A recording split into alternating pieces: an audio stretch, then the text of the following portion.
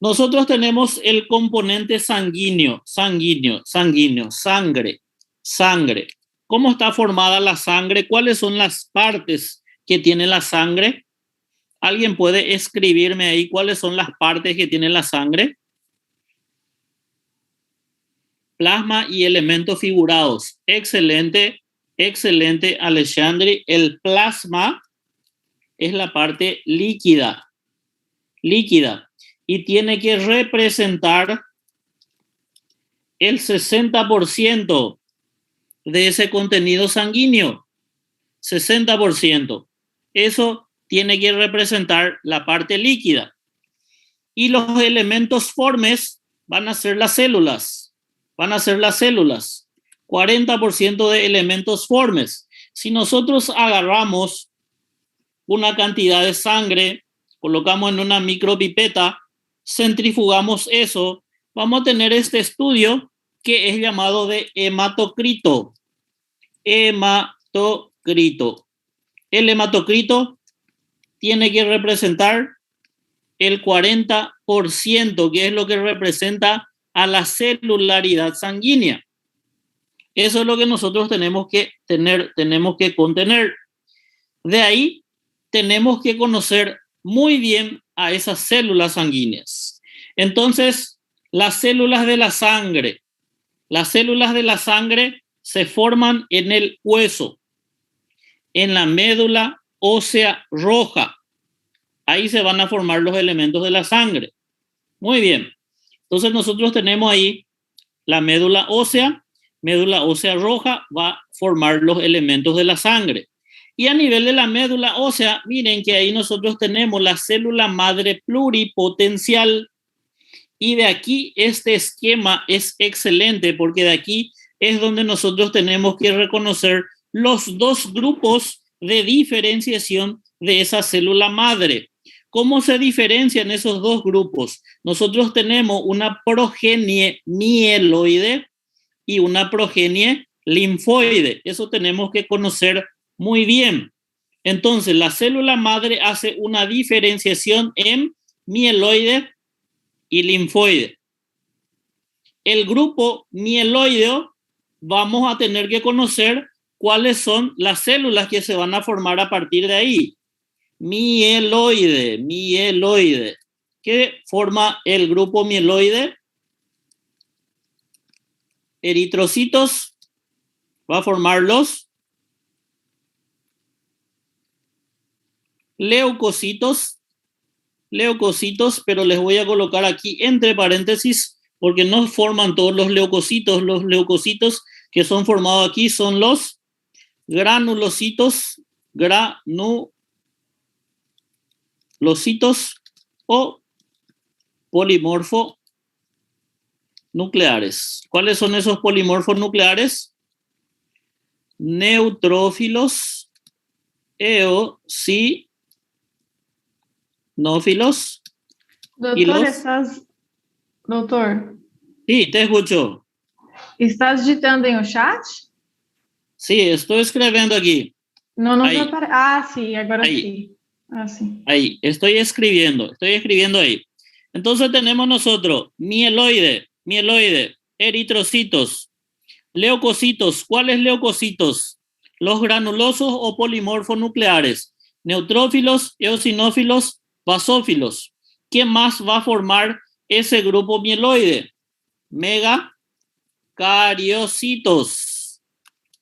Y los fragmentos citoplasmáticos de esos megacariocitos son los que van a formar las plaquetas. Y otro grupo que se va a formar a partir de ahí son los monocitos.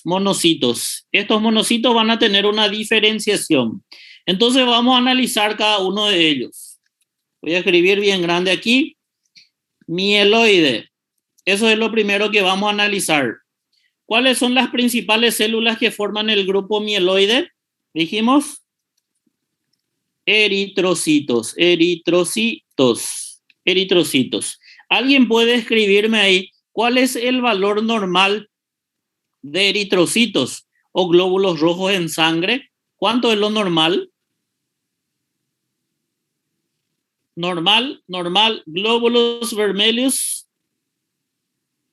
Muy bien, excelente, excelente, excelente. 4.5 millones por decilitro. Es 4.5 a 5.5. Vamos a complementar aquí. 4.5 a 5.5 millones por decilitro. Eso es lo que tenemos que tener de glóbulos rojos. Vamos a ver dónde están aquí nuestros glóbulos rojos. Y entonces tenemos la célula madre. Aquí están los aquí tenemos la diferenciación aquí ya de estas células madre que van aquí dar la diferenciación en los megacariocitos y los eritrocitos. Estos son los glóbulos rojos. Glóbulos rojos. Y estos glóbulos rojos tenemos que tener en una cantidad entre 4.5 a 5.5 millones por decilitro. Pregunta, ¿para qué sirven los glóbulos rojos? ¿Para qué sirven los glóbulos rojos? Hemoglobina. Sí, tienen la hemoglobina adentro. Excelente, para llevar el oxígeno. Aquí, el eritrocito tiene en su interior producir la cianosis. Hipoxia. Hipoxia quiere decir baja concentración de oxígeno. Sí, hipoxia tisular se llama eso. Entonces, la cianosis. Anemia. ¿Cuál es la definición de anemia? Disminución en la cantidad de glóbulos rojos o de hemoglobina o de ambos. Entonces, esa es la definición de anemia. Cae glóbulos rojos o la hemoglobina o caen los dos. Baja cantidad, anemia. Anemia. ¿Alguien me puede decir causas de anemia? Causas de anemia. ¿Cuáles son las causas de anemia? Sangramento. Muy bien, excelente, sangrado. Ahí dijeron la causa principal de anemia es la anemia ferropénica. Ferropénica es la principal causa de anemia. Déficit de B12.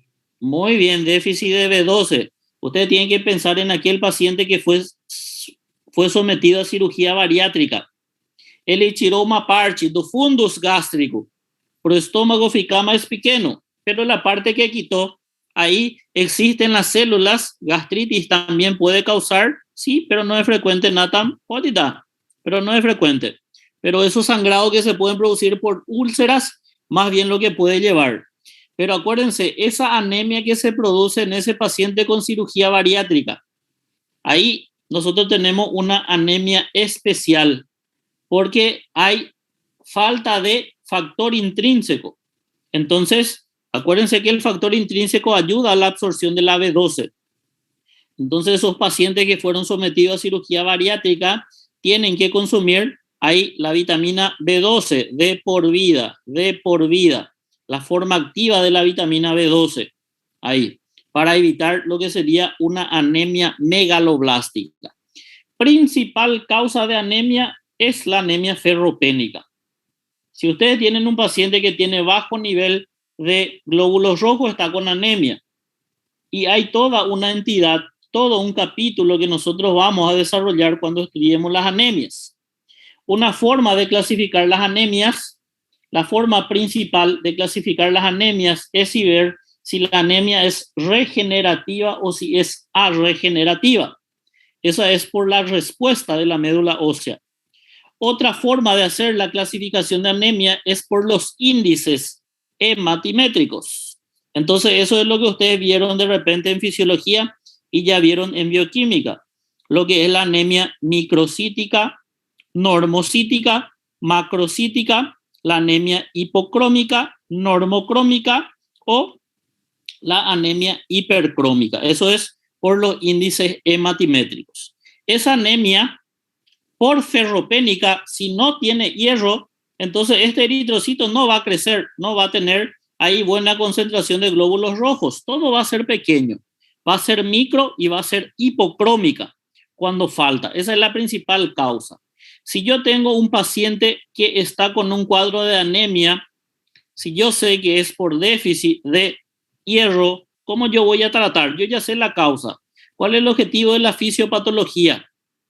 Direccionar a la causa del agente patológico. ese paciente que está cursando con una anemia ferropénica, yo ya sé que su problema es hierro. Entonces el tratamiento va a ser, ¿cómo va a ser el tratamiento? Suplementación con hierro.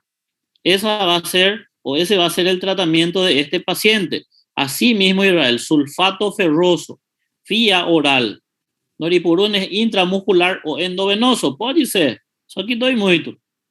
Sulfato ferroso vía oral também, dá para resolver. ¿Sí? Ácido ascórbico también. Ácido ascórbico no, eso es para evitar escorbuto, que es otra patología en sí. Muy bien, aquí sulfato ferroso, ferro, tenemos que dar ferro. Muy bien, tenemos ahí ferropénica. Otra anemia, anemia por sangrado. Ese paciente que está sangrando, ¿cómo vamos a tratar su anemia? Paciente sangrando. ¿Alguien puede escribirnos ahí cuáles son los parámetros que nosotros evaluamos en una persona que está sangrando? La hemorragia, acuérdense que puede ser una hemorragia visible como una hemorragia no visible. Si la hemorragia es una hemorragia no visible, voy a darle un ejemplo.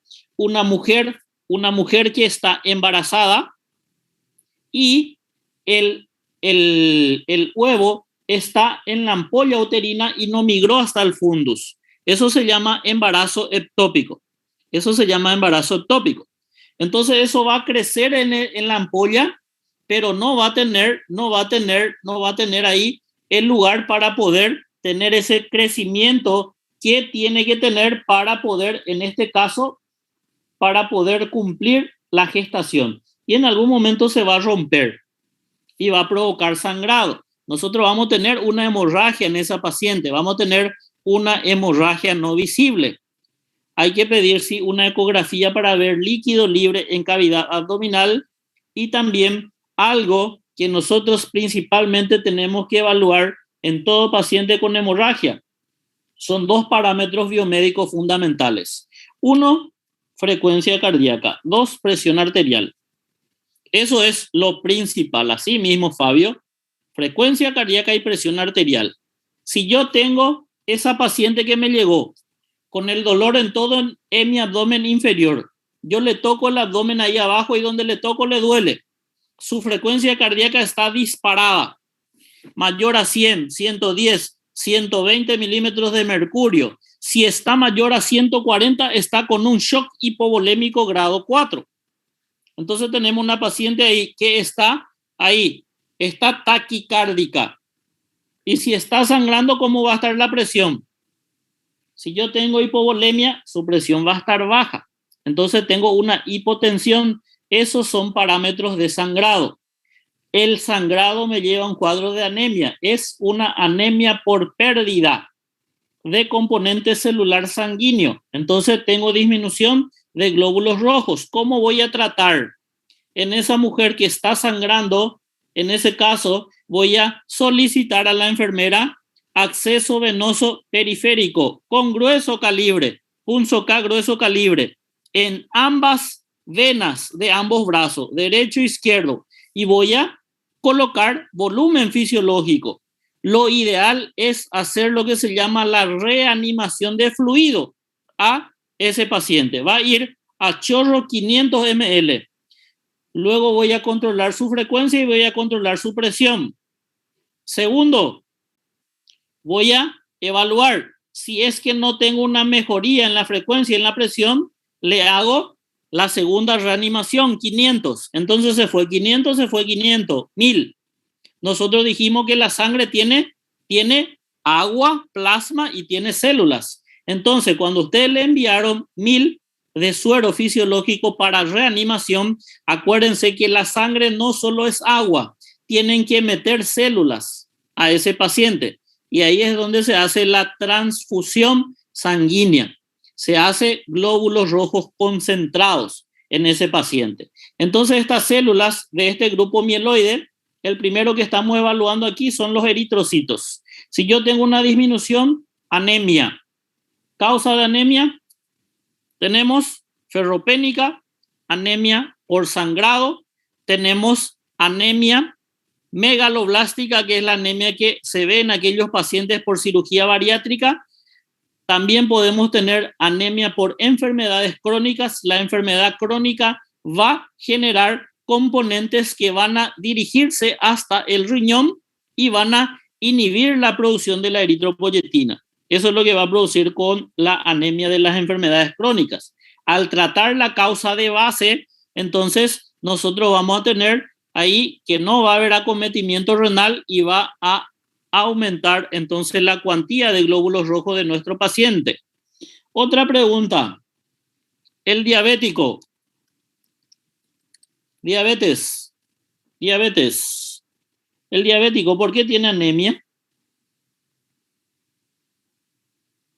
¿Por qué la diabetes causa anemia?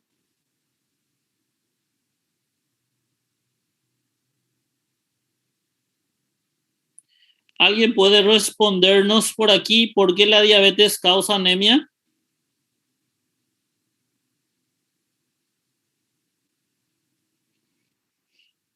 Diabetes, ¿por qué la diabetes causa anemia? No. Comprometimiento renal. Sí, Yukiki Danuhi, Ellen.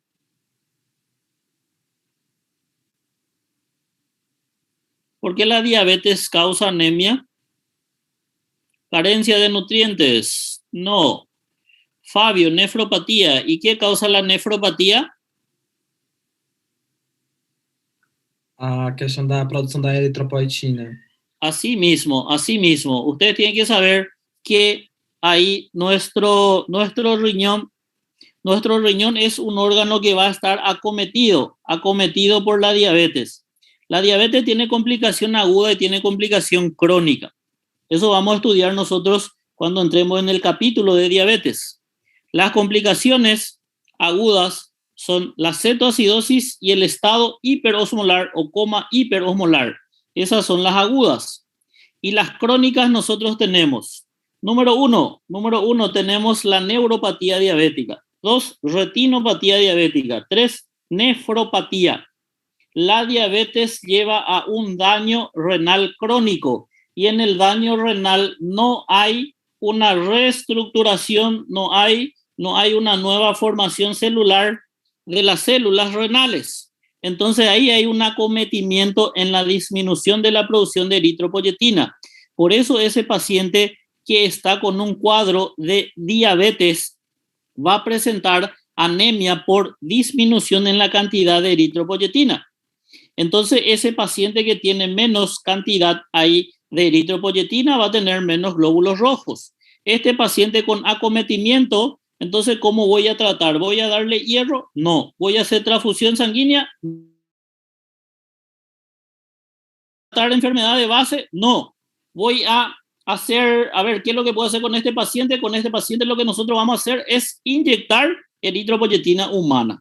Entonces, la anemia nosotros vamos a tratar directamente dependiendo de la causa de base que me está generando el cuadro de anemia ese paciente.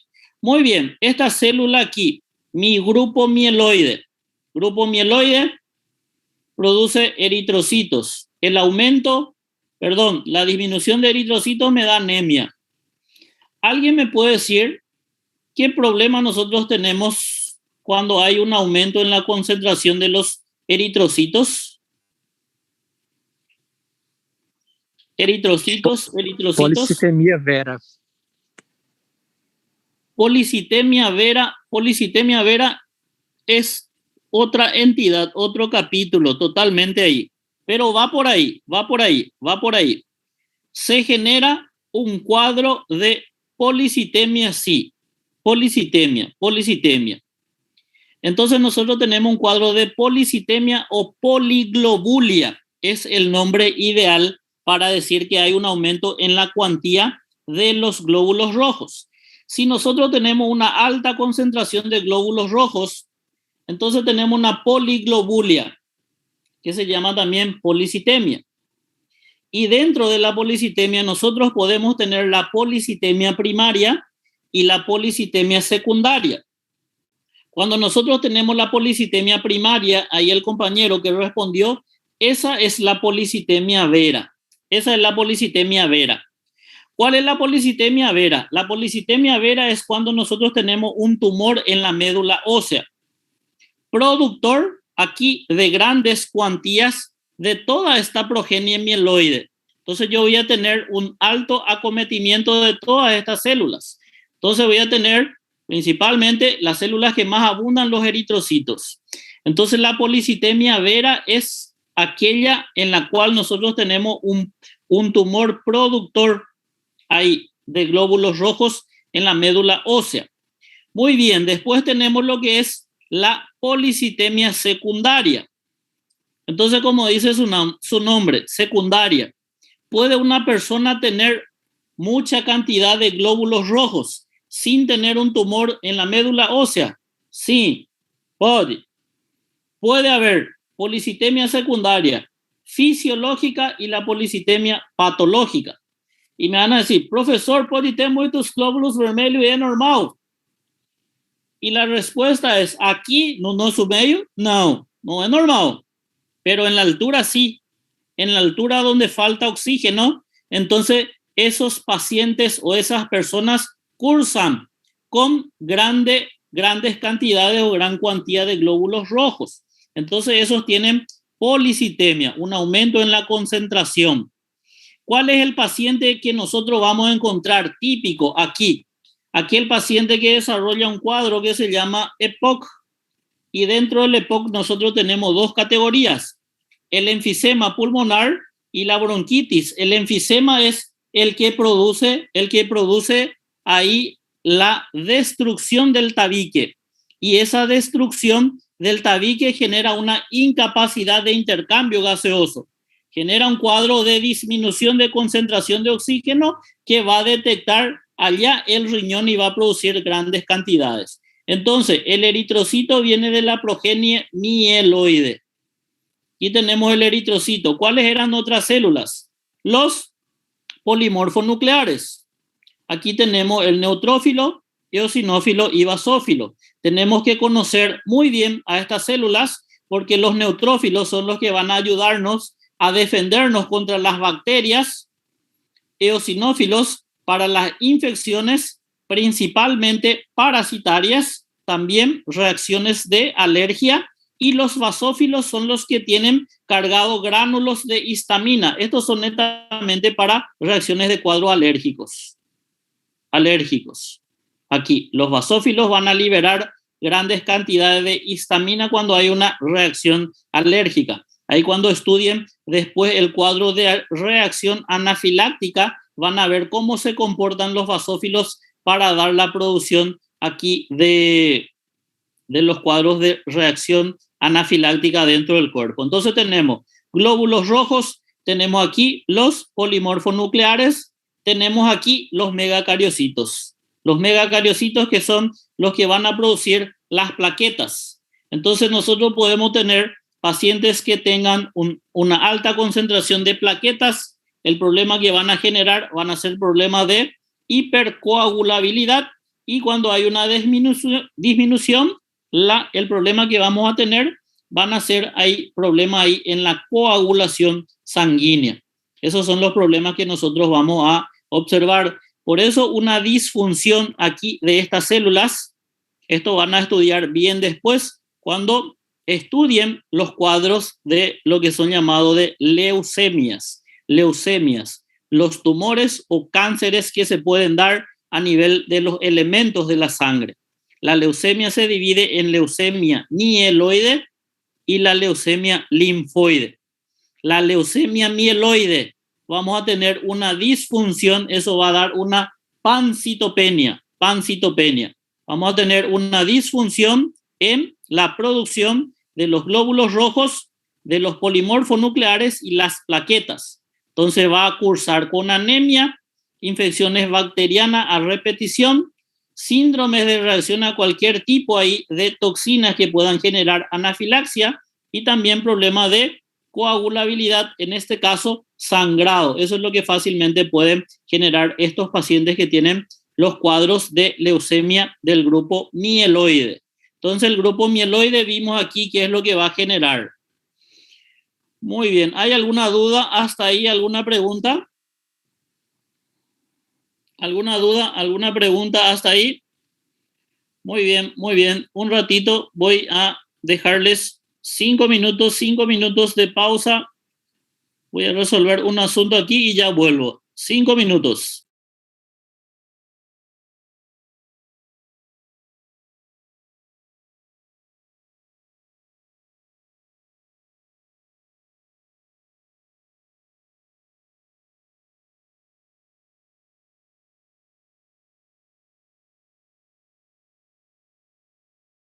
Vamos a continuar nuestra clase. ¿Me escuchan ahí? ¿Se escucha bien el audio? ¿Se escucha bien? ¿Se escucha bien y seguimos? Excelente, excelente, excelente. Vamos a continuar entonces. Entonces este esquemita es fundamental que ustedes sepan, que ustedes conozcan para ver qué problema nosotros podemos tener el día de mañana. Les va a ser muy fácil entender lo que es una leucemia, porque la leucemia se va a clasificar en una leucemia de tipo mieloide o una leucemia de tipo linfoide. Entonces nosotros hablamos aquí de las células que vamos a formar a partir de ese grupo mieloide. Entonces un problema en ese grupo mieloide, ya sabemos aquí la respuesta que va a tener el cuerpo. Ahora vamos a hablar sobre el grupo linfoide, y dentro del grupo linfoide nosotros vemos que vamos a tener la formación de los linfocitos. Y básicamente tenemos aquí dos tipos de linfocitos, el linfocito T y el linfocito B, y eso es lo que justamente vamos a hablar en el día de hoy cuando tenemos nosotros una deficiencia que en términos inmunológicos es llamado de inmunodeficiencia. Vamos a ver lo que va a generar la inmunodeficiencia de las células T y vamos a ver lo que va a generar la inmunodeficiencia de las células B. Entonces, el grupo linfoide va a formar los linfocitos T y los linfocitos B. El linfocito T tiene una subclasificación, se divide en dos categorías. Es llamada de linfocito T porque tiene una maduración en el timo. Por eso aquellos pacientes que tienen problema a nivel tímico o tienen una aplasia tímica como la enfermedad de George, entonces ahí nosotros vamos a tener problema en estos pacientes ahí con los linfocitos T. Toda disfunción en los linfocitos T, ustedes ya saben que los microorganismos que causan infección son bacterias, virus, hongos y parásitos. Esos son los microorganismos que causan infección. Cuando tenemos nosotros disfunción en los linfocitos T, hay un acometimiento fácilmente a las células por virus, hongos y parásitos. Todo paciente que tiene problema de linfocitos T, entonces fácilmente son afectadas por virus, hongos y parásitos.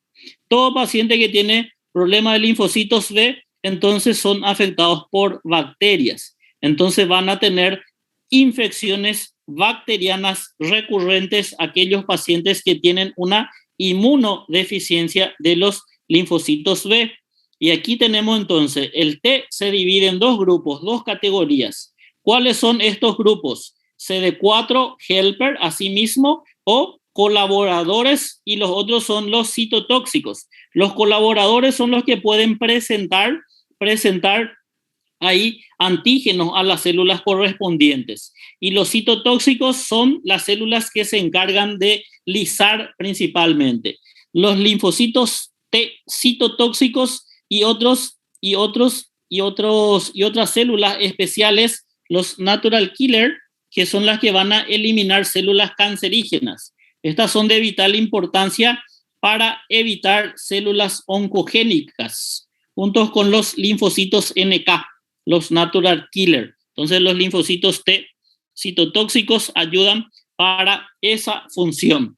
Y los linfocitos B tienen un desarrollo aún o una maduración a células plasmáticas que forman los plasmocitos, y esos plasmocitos son los encargados de formar inmunoglobulinas. Y ustedes Ya vieron en la parte de microbiología todas las inmunoglobulinas, 5 inmunoglobulinas ahí que hay dentro del cuerpo que se encargan de defendernos a nosotros. 2 tenemos que conocer muy bien: la inmunoglobulina M y la inmunoglobulina G, IgG y la IgM. Acuérdense que la IgM es una inmunoglobulina de reacción aguda. Siempre cuando haya una primera infección,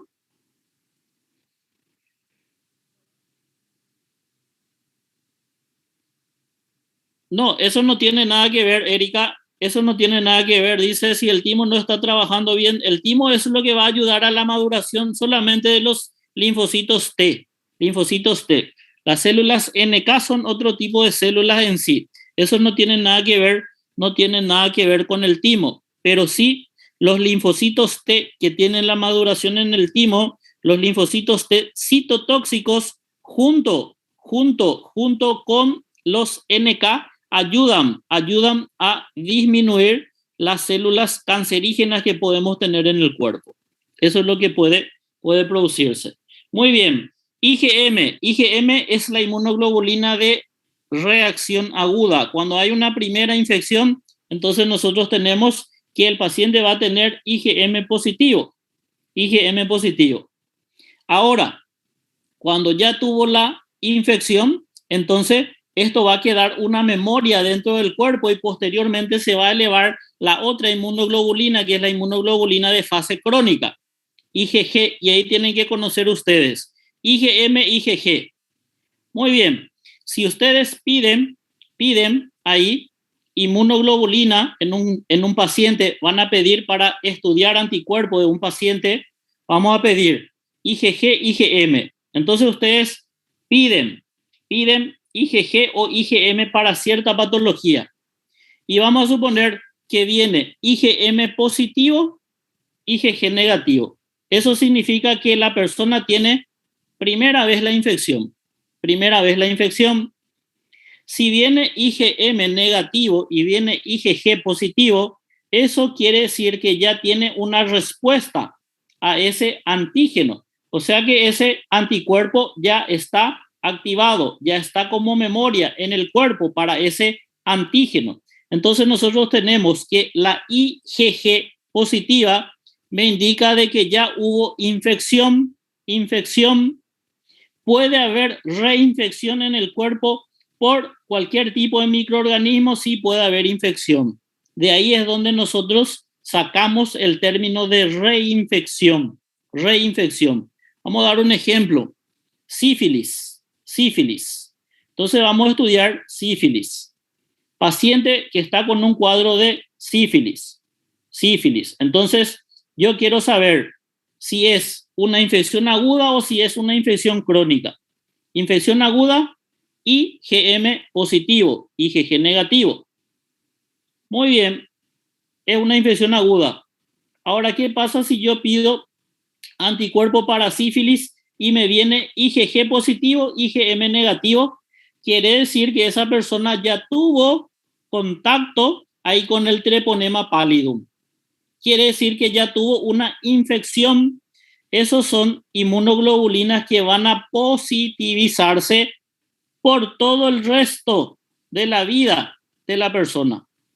Entonces, por más que haya recibido el tratamiento con penicilina, que es como se trata la sífilis, entonces nosotros vamos a tener IgG positivo para siempre para sífilis. Entonces, ¿cómo yo voy a saber si la persona tiene una reinfección? Y tienen que pedir otra vez IgM, si es que están con una sospecha. Entonces, si es que ustedes tienen IgM positivo, IgG positivo, ¿qué significa? Eso significa reinfección. IgM positivo, IgG negativo, primera infección. IgM negativo, IgG positivo, significa que tuvo contacto con el agente causal de la enfermedad. IgM positivo, IgG positivo, significa reinfección a la enfermedad. Entonces, una vez que nosotros entramos en contacto, el cuerpo va a crear una memoria para que puedan producirse más rápidamente mecanismos de defensa para estas patologías. Entonces, este esquemita es básico para que ustedes puedan entender aquí muchísimas cosas. Entonces, vimos aquí, hicimos muchísimas patologías. Aquí el grupo mieloide, podemos tener acometimiento de glóbulos rojos, glóbulos blancos, los granulocitos, neutrófilos, eosinófilos, basófilos, los megacariocitos que van a dar la formación de las plaquetas y también los macrófagos del cuerpo. Si tenemos un acometimiento del grupo linfoide, vamos a tener a los glóbulos blancos, los mononucleares, que van a ser los linfocitos T y los linfocitos B. Entonces vamos a entrar a detallar un poco ahora al grupo linfoide. El grupo linfoide crea una inmunidad celular que van a ser los linfocitos T. Son llamados de T porque tienen una maduración a nivel del timo. Y la diferenciación que nosotros vamos a tener son los linfocitos T CD4 o los colaboradores o de helper y los CD8, aquí tenía que decir, ya voy a cambiar, CD8, que van a ser los linfocitos citotóxicos. Y la humoral, aquí, linfocitos B. ¿Por qué linfocitos B? Según la literatura, porque era desarrollada, se estudió en pájaros en una bolsa que se llamaba bolsa de Fabricius. De ahí viene, entonces, los linfocitos B. Entonces, estos tienen una diferenciación a los plasmocitos o células plasmáticas que son las productoras de las inmunoglobulinas. Aquí las dos primeras que tenemos que conocer bastante bien porque son aquí los anticuerpos que vamos a pedir primeramente cuando nosotros estamos contra la sospecha de una enfermedad o queremos saber si la enfermedad es una primoinfección, es una reinfección o si ya hubo un acometimiento ahí de la infección en el cuerpo. Otra inmunoglobulina, la IgA, IgE y la IgD, que posteriormente en los cuadros de hipersensibilidad vamos a estar estudiando cada una de estas inmunoglobulinas. Inmunidad, ¿qué es la inmunidad? Inmunidad es la capacidad que tiene nuestro cuerpo de defendernos contra los microorganismos que son los agentes principalmente causales de enfermedades. Nosotros tenemos dos tipos de inmunidad. Innata, ya nacemos con esa inmunidad. ¿Y cómo nosotros adquirimos esa inmunidad? Por un lado, a través de lo que sería ahí la unión o la comunicación materno-fetal. La inmunidad materna ya iba pasando por el cordón umbilical, por un lado. Por otro lado, tenemos ahí, mediante la leche materna, que van a venir anticuerpos principalmente ahí en los primeros 3 días. Eso es lo que nosotros tomamos ahí cuando tomamos leche materna, en los primeros 3 días de nacimiento. Entonces, muchos anticuerpos que ayudan para la defensa. Y entonces van a pensar ustedes, entonces aquí el niño que no mamó, entonces tiene poca defensa. Y probablemente sea susceptible a tener menos defensa, sí, pero con el correr de los tiempos va a agarrar una inmunidad mediante la vacunación, entonces va a tener las defensas correspondientes a todos los microorganismos. Pero desde un principio sí hay menos cantidad de defensa en aquellos que no tomaron leche materna. Y luego tenemos la inmunidad adquirida. Nosotros adquirimos la inmunidad mediante el contacto con los microorganismos y nuestro cuerpo se va a encargar de hacer la defensa para combatir una segunda infección. Por eso la primera infección que afecta siempre es una infección mucho más fuerte, una infección mucho más grave. Cuando hablamos de inmunodeficiencia es cuando el sistema inmunológico no va a cumplir el papel de defendernos ante las infecciones. Entonces, las inmunodeficiencias pueden ser primarias. ¿Cuál es aquella inmunodeficiencia primaria? La inmunodeficiencia que se da porque no hay células o anticuerpos desde el nacimiento que ayudan a defendernos. Esa es la primaria. ¿Y cuál es la secundaria? Inmunodeficiencia adquirida. Algo alguna entidad, alguna patología o algo iatrogénico, yo como médico, ustedes como profesionales de salud tienen que saber lo que es iatrogenia. Iatrogenia es cualquier efecto que yo puedo causar en aquel individuo por algún procedimiento que yo voy a hacer en él, ya sea un procedimiento directo como un procedimiento indirecto. ¿Cómo es así directo e indirecto? Directo si yo voy a ejecutar alguna técnica ahí en esa persona. Voy a darle un ejemplo. Voy a insertar un catéter venoso central y voy a optar por la vía de la subclavia. Y dentro de la vía de la subclavia, sin querer, me fui y perforé el pulmón. Yo quería ayudar para insertar un catéter central, pero fui a perforar el pulmón. Si hay una perforación pulmonar, entonces nosotros tenemos un neumotórax, pineumotórax. Y al tener pineumotórax, ¿quién causó el pineumotórax? Fui yo, médico. Y eso se llama iatrogenia. Iatrogenia. Yo causé. ¿Cómo yo puedo causar una inmunodeficiencia? Yo puedo dar fármacos, inmunosupresores. Yo estoy causando. Yo puedo hacer quimioterapia, voy a disminuir la defensa. Puedo hacer radioterapia, voy a disminuir la defensa. Esos son efectos iatrogénicos que nosotros hacemos con los pacientes. Inmunodeficiencia primaria. Aquí tenemos los principales acometimientos. Miren, otitis. Otitis a repetición probablemente porque no haya defensa para ese sitio. Sinusitis también. Neumonías también. El cuadro respiratorio principalmente va a ser afectado por el Streptococcus. Acuérdense que existen 3 tipos principales de Streptococcus. Tenemos nosotros el Streptococcus beta hemolítico del grupo A. Grupo A. Ese es llamado de Streptococcus piógenes. Causa faringitis y amigdalitis. El otro Streptococcus es el Streptococcus beta hemolítico del grupo B, llamado de Streptococcus agalactiae.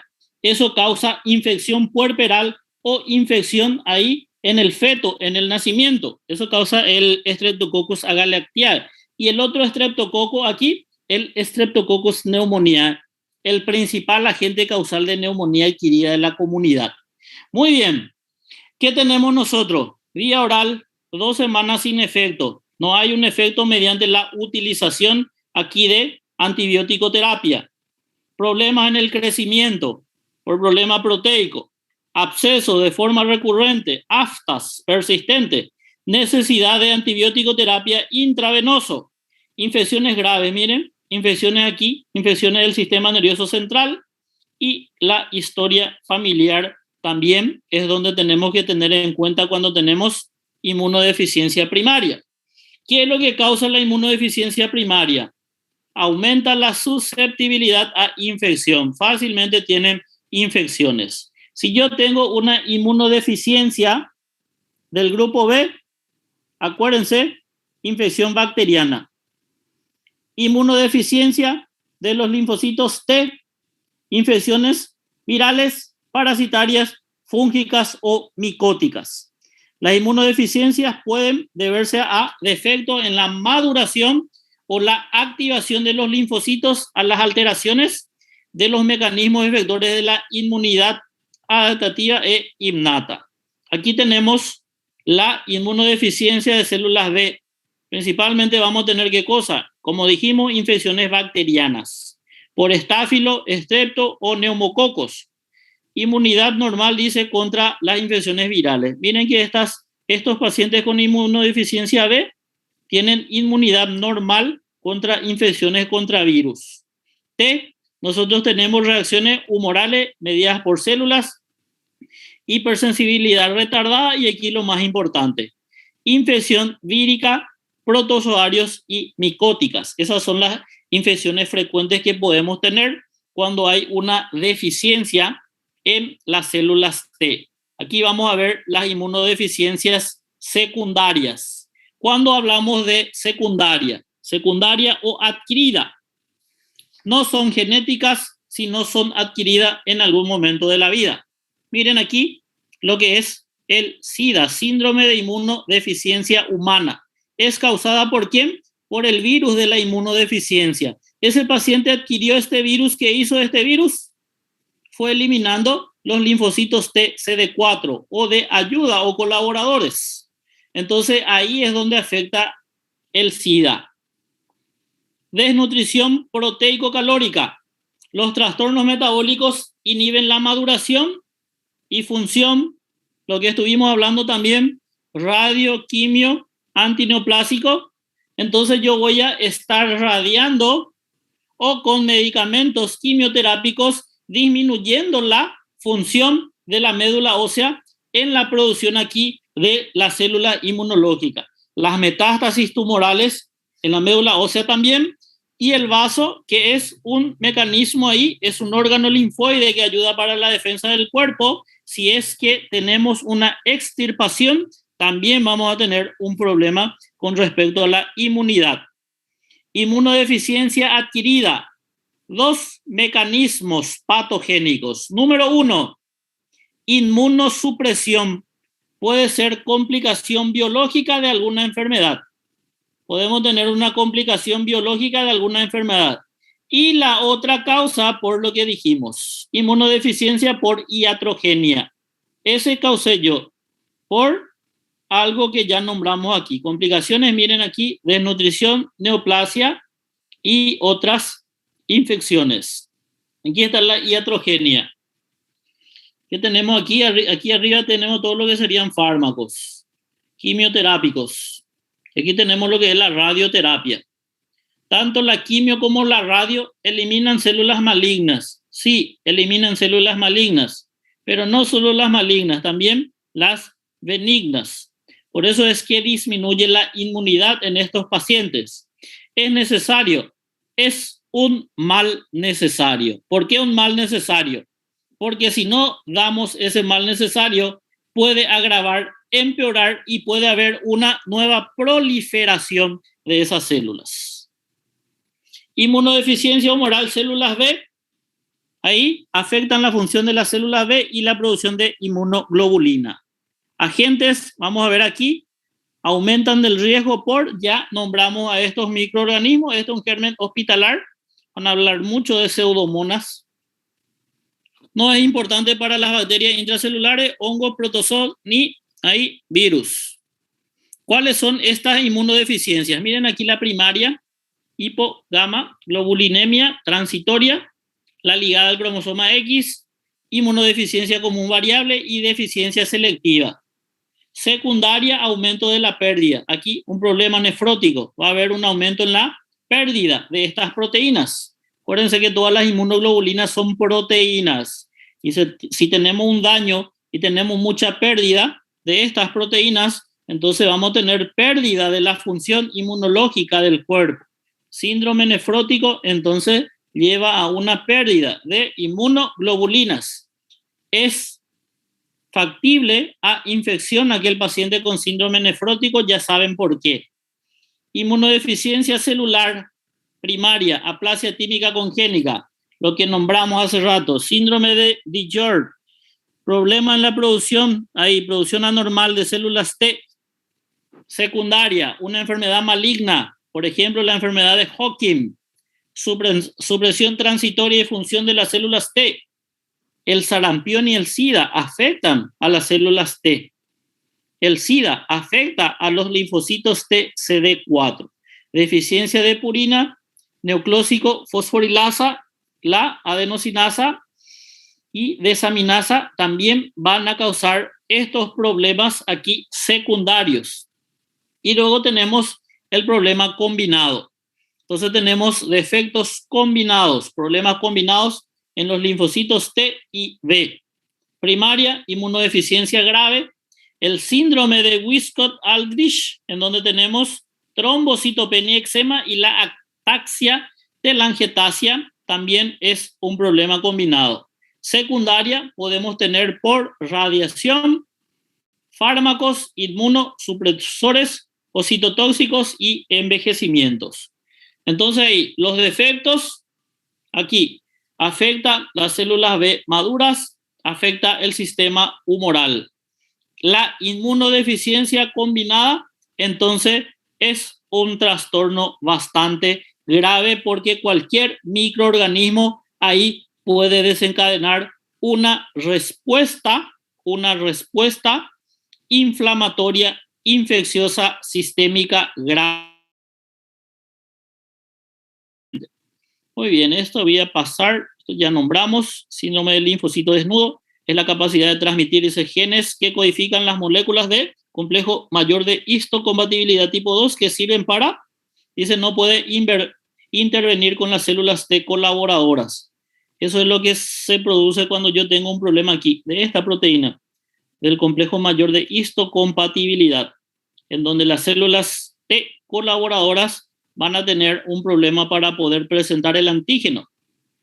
Y el síndrome de Dijon, aquí no hay timo, hay una aplasia en el timo.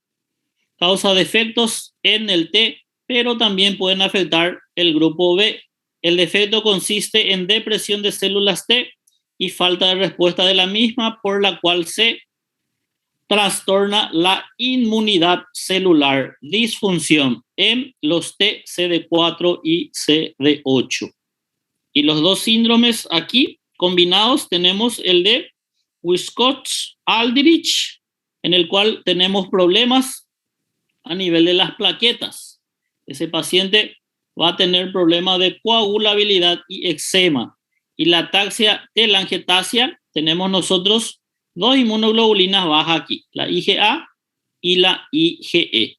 Y por último, las gamma globulinemias, aquí nada más a forma de citar, tenemos la ligada al sexo, síndrome de hiper-IgM, lo que es la inmunodeficiencia variable común y la deficiencia selectiva de IgA. Eso es a forma de citar enfermedades gamma globulinémicas que de repente si están en un servicio de hematología puede ser que vean, pero en un servicio general como clínica médica, cirugía, no son muy frecuentes estas patologías, pero tenemos que nombrar para que ustedes por lo menos vayan conociendo estas entidades.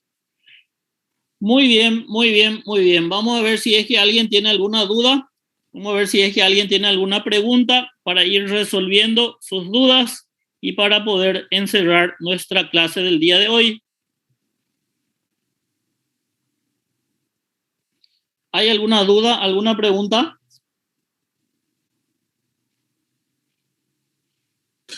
Doutor, ¿vai subir los slides en la plataforma?